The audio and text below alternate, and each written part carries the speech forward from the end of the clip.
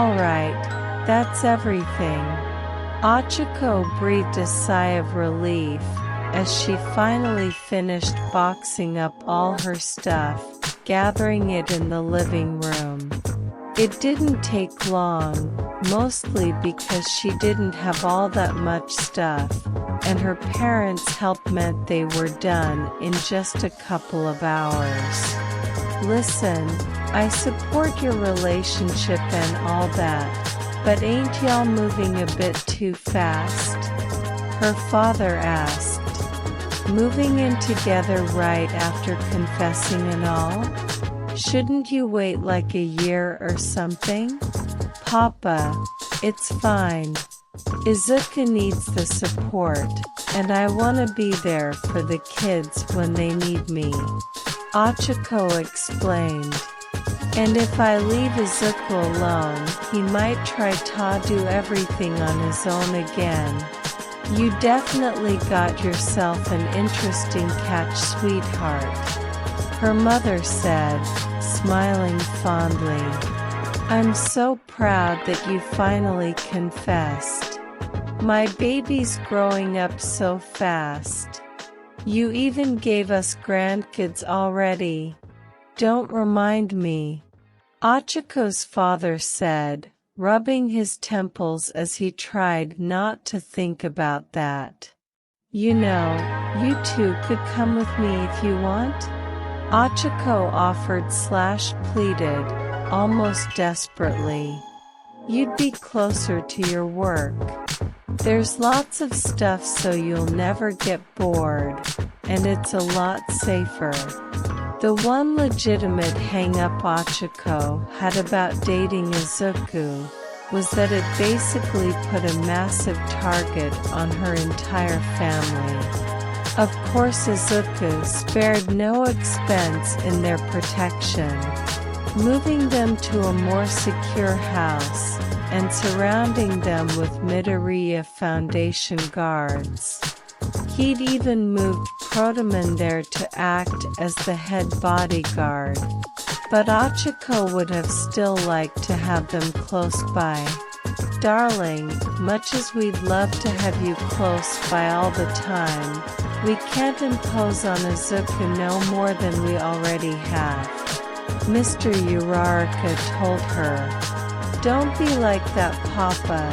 Izuku won't mind. Achiko argued with a pout. I'm sure he won't. Or at least he'll act like he don't.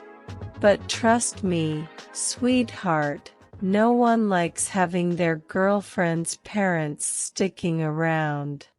Mr. Uraraka shuddered. And as a man, I can't do that to him. Honey, my parents weren't that bad, Mrs. Uraraka said, doing some pouting herself for a moment, before turning her attention back to her daughter. But really, dear, we'll be fine.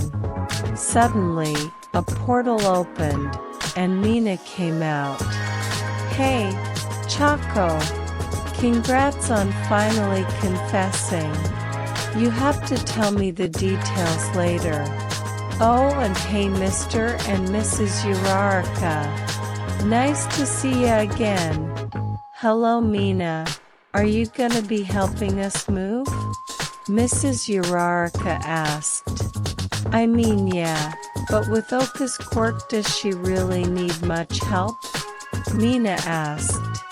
I'm pretty much just here to supervise.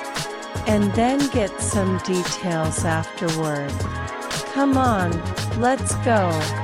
Achiko shook her head. Oh, Mina.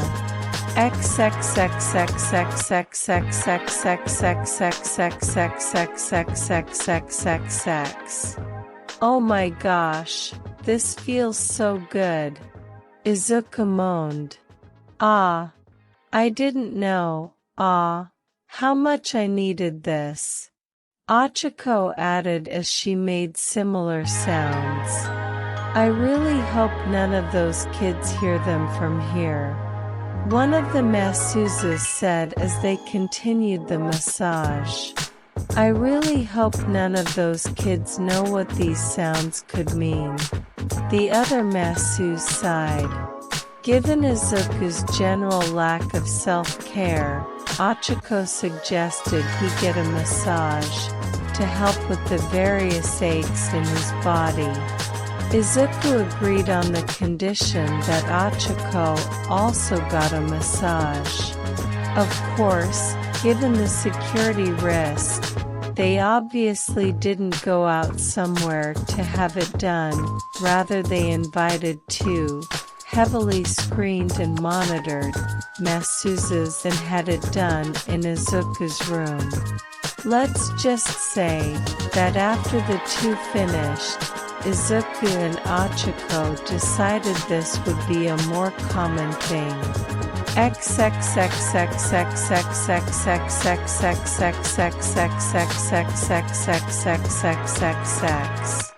So these are level 20.p.c's, Ochako said as she looked at the profiles with a grimace.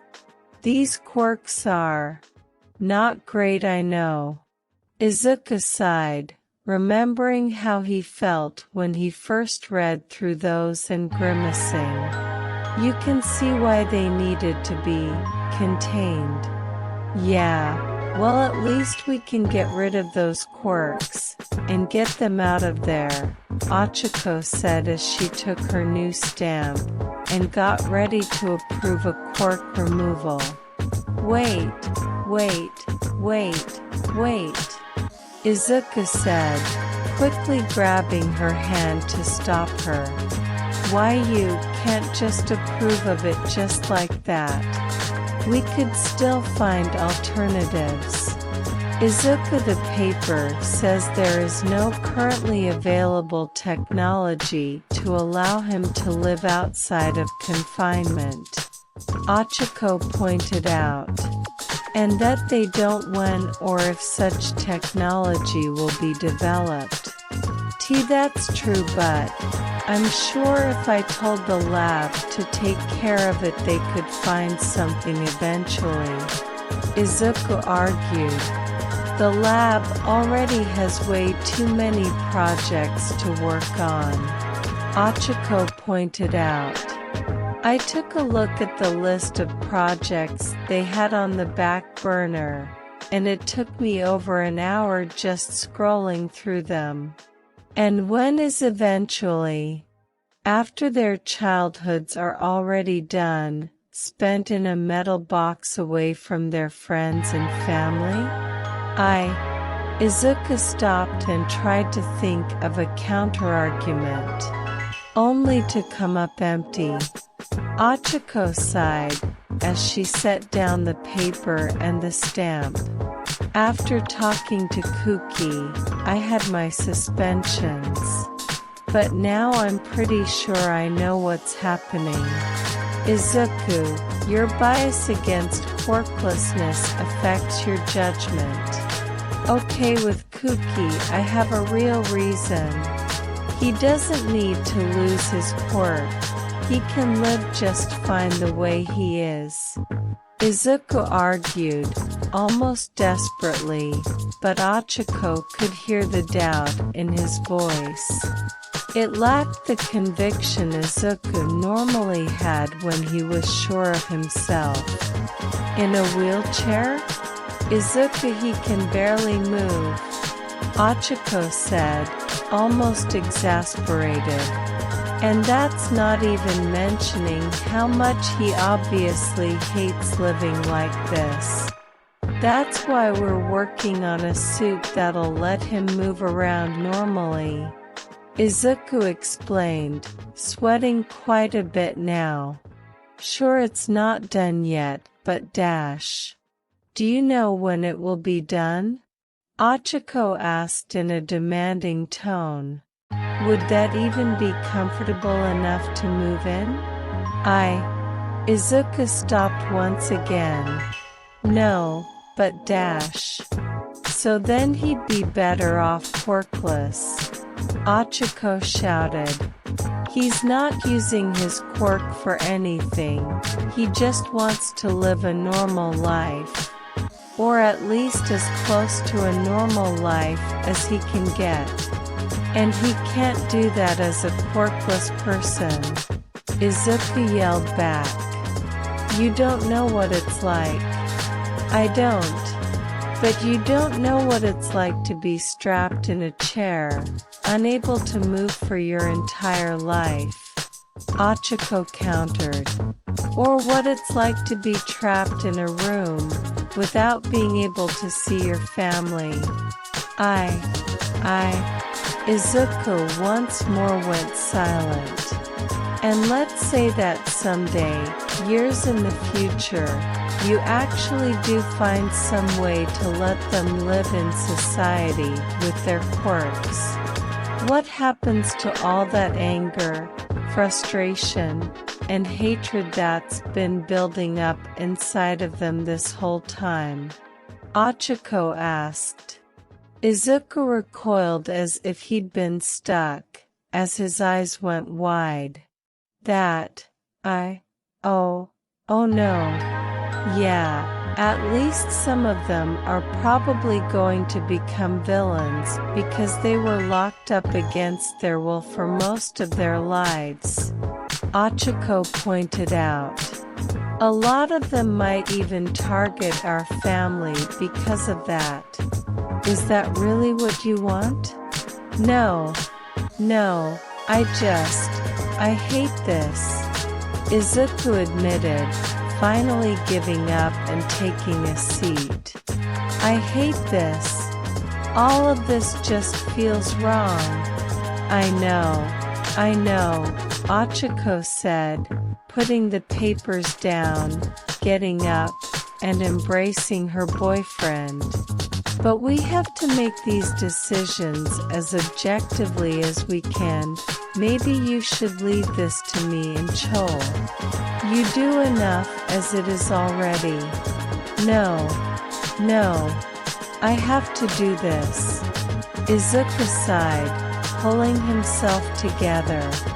And you're right. I need to stop making up excuses and do the right thing. Thank you. Ochako held him closer. You're welcome. And don't go beating yourself up. This stuff happens to the best of us.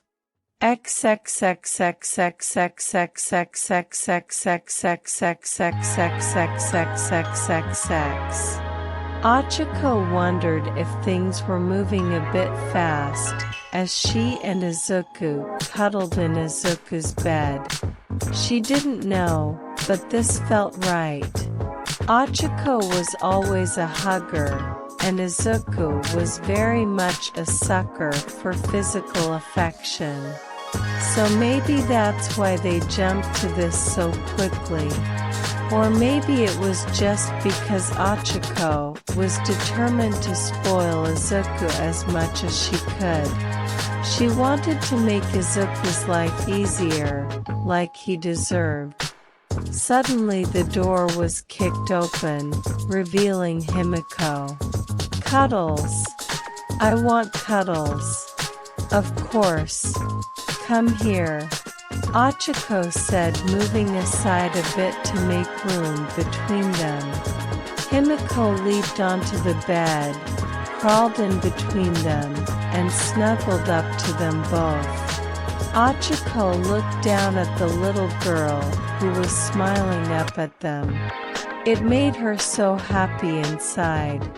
But not so deep down, she also felt a sliver of guilt.